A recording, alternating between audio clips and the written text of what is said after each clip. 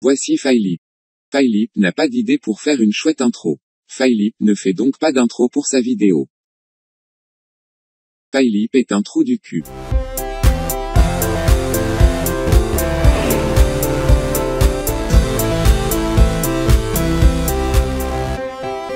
Alors, Jackie Chan sous pression en français, aussi appelé Thunderbolt en anglais, et Pink Lee Fo en VO, est un film d'action slash comédie hongkongais réalisé en 1995 par Gordon Chan, qui a notamment réalisé Fist of Legend, avec le génialissime Jet Li. Le film nous raconte ainsi l'histoire de notre héros, incarné par Jackie Chan, qui doit s'improviser pilote de course afin de battre le méchant, très méchant, Cougar, lors d'une course automobile, car celui-ci a kidnappé les deux sœurs de ce cher Jackie. Et Jackie, il veut récupérer ses deux sœurs. Parce qu'il est gentil. Bref, le film commence sur un petit générique à la gloire d'un constructeur automobile que je vais volontairement taire parce que sinon je vais le fourcher comme une merde. Après cette petite propagande à peine déguisée, on retrouve notre cher Jackie qui va aider une jeune fille à retrouver sa boucle d'oreille. Oh, bonjour mademoiselle. Faux. Faux? C'est-à-dire que ce n'est pas une femme vu qu'elle a dit faux. Ça soit une mi-femme, mi-homme. C'est une chimelle ou pire encore. C'est une sorcière. Mais non imbécile, il s'appelle Faux. C'est un prénom hongkongais. Ah.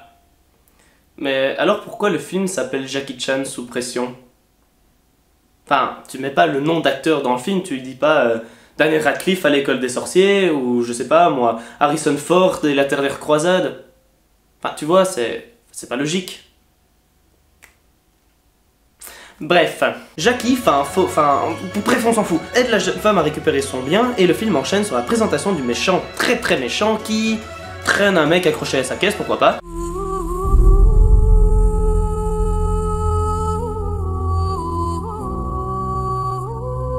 Après ça, le film repart sur notre cher Faux, on va l'appeler Faux, qui démonte la gueule à des gros beaufs habillés en salopette car ils ont claqué le cul de sa sœur. Parce que oui, comme dans tous les films de Jackie Chan, il y a de la bagarre.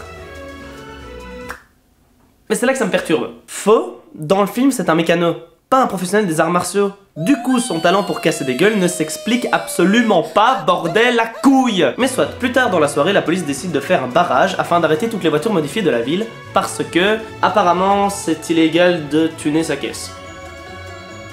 Mais non, bordel, depuis quand c'est interdit de tuner sa caisse comme un Jackie? Imaginez chez nous, on sera en manque de Exam tuné à l'excès ou bien encore de Golf qui font le bruit de 4 putains de Ferrari. Malgré cette opération policière, Cougar, le méchant, très méchant, sa vilaine voiture noire, parvient à forcer le barrage et échapper facilement à la police. La police a moins habile au volant du monde. La nuit suivante, alors que Foss se la joue Touring Assistance, il aperçoit Cougar et décide de le prendre en chasse, en empruntant une voiture et... une femme.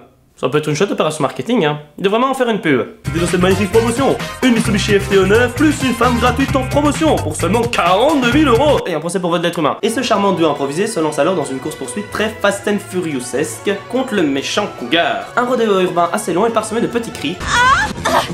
Que mon cerveau corrompu par le porn ne peut plus jamais entendre. Et se terminant par une victoire du gentil sur le méchant. Cougar est alors arrêté et soumis à un interrogatoire auquel participe Faux et...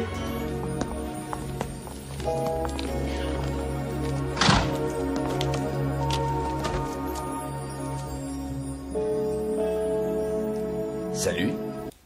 une musique de porno. Je sais pas si c'est moi ou si c'est à cause des petits cris de la demoiselle.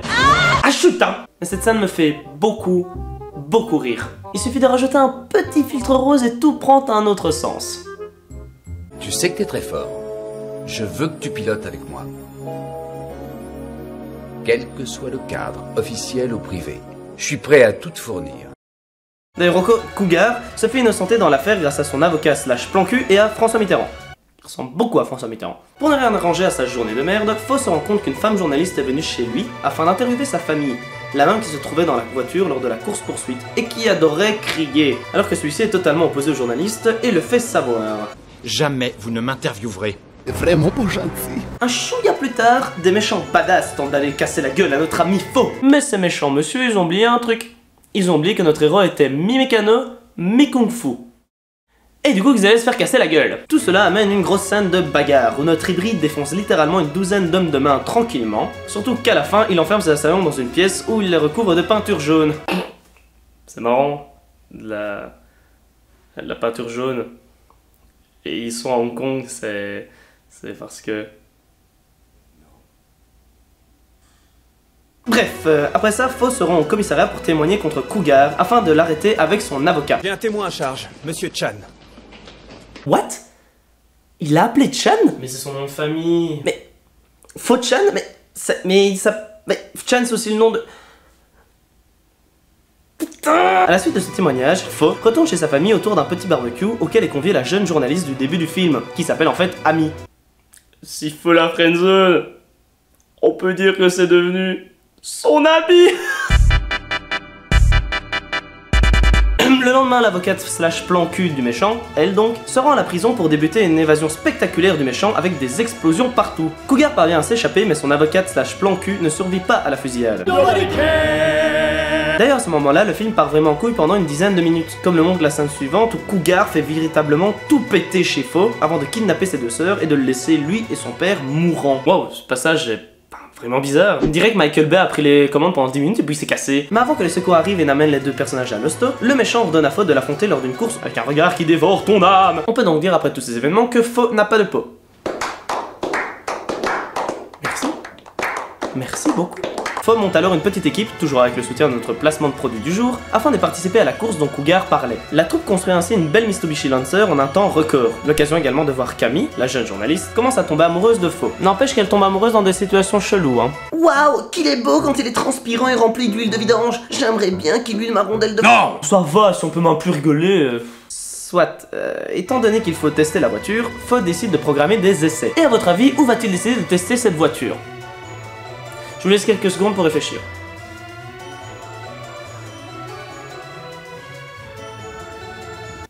Voilà. Si vous avez répondu sur l'autoroute locale après avoir demandé à la police de bloquer l'intégralité du réseau routier, je vous félicite. Quelques jours plus tard, les premiers essais pour la course tant attendue commencent. Alors que Fo galère un petit peu avec sa nouvelle monture, Ami décide de prendre en filature quelques individus suspects en empruntant un scooter à un pauvre gars innocent.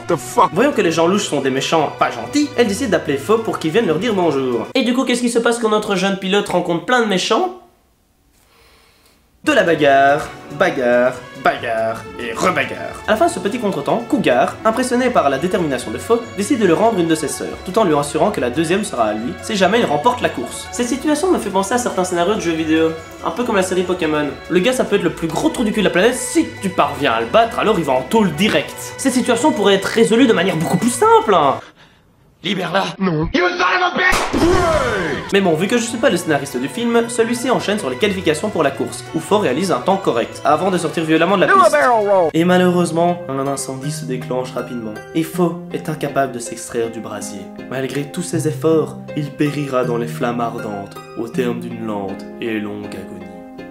Mais non, je déconne, il s'en sort sans problème. De plus, notre placement de produit ambulant lui amène un modèle tout neuf pour le jour de la course, une 3000 GT, qui, pour l'anecdote, est une de mes voitures japonaises préférées. La course et le duel tant attendu entre Cougar et Fo peuvent alors commencer. Et ce passage est juste...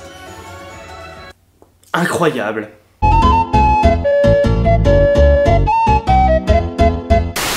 Stop it. Allez, go! Ouais, il va gagner!